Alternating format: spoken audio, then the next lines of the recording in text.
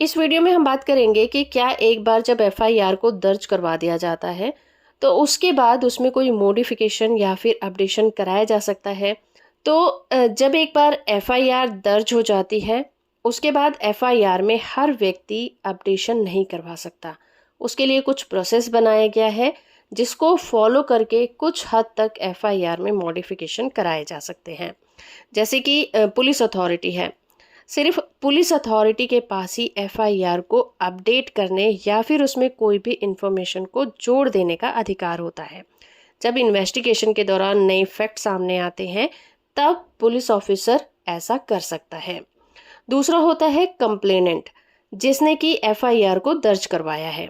अगर उसके पास बाद में उसे याद आता है कि उसके पास कोई एक्स्ट्रा इन्फॉर्मेशन है जिसे वो एफआईआर में लिखवाना भूल गया था, तो वो एफआईआर को अपडेट करने के लिए रिक्वेस्ट कर सकता है।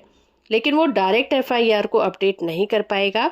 उसे नए सबूत या फैक्ट मिलने के बाद ही पुलिस ऑफिसर से कांटेक्ट करना चाहिए। तीसरा हो सकता है कोर्ट के इंटरफेरेंस से।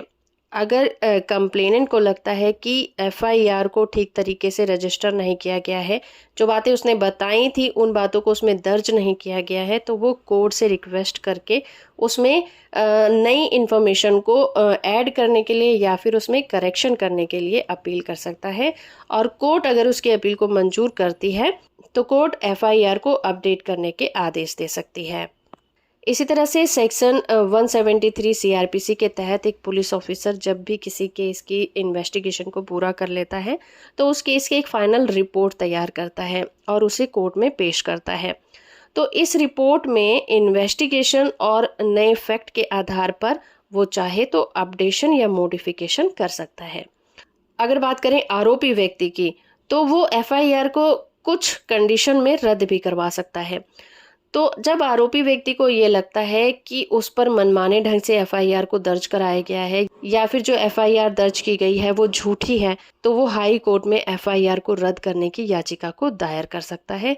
और अगर हाई कोर्ट को ऐसा लगता है कि उसके द्वारा की गई अपील सही है तो हाई कोर्ट आदेश दे सकती है कि एफआईआर को रद्द कर दिया जाए।